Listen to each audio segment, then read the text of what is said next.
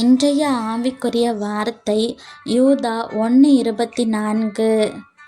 வழுவாதபடி உங்களை காக்கவும் தமது மகிமையுள்ள சந்நிதானத்திலே மிகுந்த மகிழ்ச்சியோடே உங்களை மாசற்றவர்களாய் நிறுத்தவும் வல்லமையுள்ளவரும்.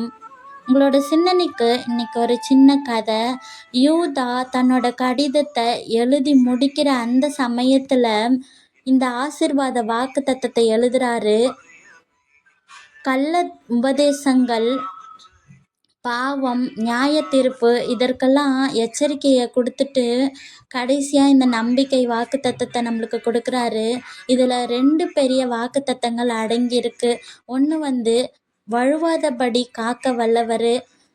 அதாவது நம்ம நடக்கும்போது நம்ம கல் தடுக்கி கீழே விழுவோம். அது போல தான் நம்மளோட வாழ்க்கையில் பாவம், சோதனை, கஷ்டங்கள் இப்படின்ற கற்கள் நிறைய காணப்படுது. நம்ம ஏசப்பாவுடைய கையை பிடிச்சிக்கிட்டோன்னா அவர் நம்மளை கீழே விழுந்தாலும் முழுமையாக விழுந்து நொறுங்காதபடி காப்பார்.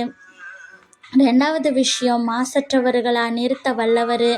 அதாவது ஒரு கோர்ட்டில் நம்மளை ஒரு குற்றவாளியை போல கூனி குறுகி நிற்க விட மாட்டார். நம்மளை பரிசுத்தமாக தன்னோட இரத்தத்தினால கழுவி வெண்மையான உடையை உடுத்தி மாசற்றவர்களாக பரலோகத்தில் நிறுத்துவார். அதை பார்த்து சந்தோஷமும் படுவார். உங்களோட சிந்தனைக்கு இதை ஒட்டுன ஒரு சின்ன கதையை பார்க்கலாமா? அதாவது தேவா அப்படின்னு ஒரு சிறுவன் இருந்தான். அவன் தன்னோட அப்பா கூட மலை மேலே ஏறினான். அந்த பாதை எப்படி இருந்ததுன்னா வழுக்கக்கூடியதாக இருந்தது, கீழே பள்ளமும் இருந்தது. அதை பார்த்துட்டு தேவா கேட்குறான் அப்பா கிட்ட, அப்பா எனக்கு பயமாக இருக்குது, நான் கீழே விழுந்துருவேனா அப்படின்னு கேட்குறான். உடனே அவங்க அப்பா சொல்கிறாரு, இல்லை நீ கீழே விழமாட்ட, நான் உன்னை நிறுத்தி பிடிச்சிருவேன் அப்படின்னு சொல்கிறாரு, நீ என்னை பிடிச்சிக்கோ அப்படின்னு சொல்கிறாரு. உடனே அவங்க 2 பேரும் மேலே ஏறுறாங்க. ஒரு இடத்துல அவனுக்கு கால் வழுக்குது. உடனே அவங்க அப்பா நிறுத்தி பிடிச்சிட்டாரு. சின்ன சிராய்ப்பு முட்டியில் ஏற்பட்டுச்சு. ஆனால் பள்ளத்தில் விழலை அந்த சிறுவன்.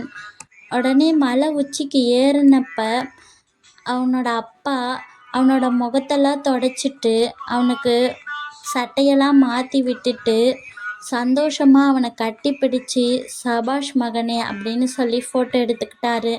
இதை போல தான் ஏசப்பாவும் நம்மளோட வாழ்க்கை அப்படின்ற மலை மேலே நம்ம ஏறும் பொழுது பாவம் அப்படின்ற பள்ளத்தில் விழாதபடிக்கு நம்மளுடைய கையை பிடிச்சிருக்காரு. நம்மளை குற்றம் இல்லாதவங்களா பரலோகத்தில் மாசற்றவர்களா நிறுத்துவார். அங்கே நிறுத்தி இது என்னோட மகன் அப்படின்னு சந்தோஷப்படுவார். இதை கேட்டுட்ருக்க நம்மளோட வாழ்க்கையில் கூட நம்ம பயப்படக்கூடாது. பள்ளத்தில் பரலோகம் இல்லை, காக்க வல்லவர் ஏசப்பா. அவரோட கையை இறுக்கமாக பிடிச்சிக்கணும். கீழே விழுந்தாலும் எந்திரிக்க முடியும். அதாவது நான் பாவத்தில் விழுந்துட்டேன் அப்படின்னு நம்ம பயப்படக்கூடாது. நம்மளை தூக்கி நிறுத்தி நம்மளை சுத்தம் படுத்துவார் ஏசப்பா. நீதிமான் 7 முறை விழுந்தாலும் எந்திரிப்பான்.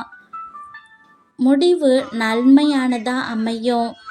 ஸ்டார்டிங்கில் நம்மளுக்கு அவமானம், பாடுகள், கஷ்டங்கள் இருந்தாலும் முடிவில் நம்மளை குற்றம் இல்லாதவங்களா நிறுத்தி அவர் சந்தோஷப்படுவார். அது சந்தோஷத்தை யாராலையும் தடுக்க முடியாது. அன்பின் பரலோக பிதாவே, இன்று நாங்கள் கேட்ட வசனத்தின்படி நாங்கள் பாவம் அப்படின்ற பள்ளத்தில் விழாதபடிக்கு எங்களுடைய கால்களை பாதுகாத்து கொள்ளுங்க. இந்த நாளிலும் பிறந்த நாள், திருமண நாள் காணக்கூடிய ஒவ்வொருவரையும் ஆசிர்வதிங்க. அவங்க வாழ்க்கையில் இன்னும் அதிகமான வெற்றிகளை பெற கிருபை செய்யுங்க. ஆமேன்.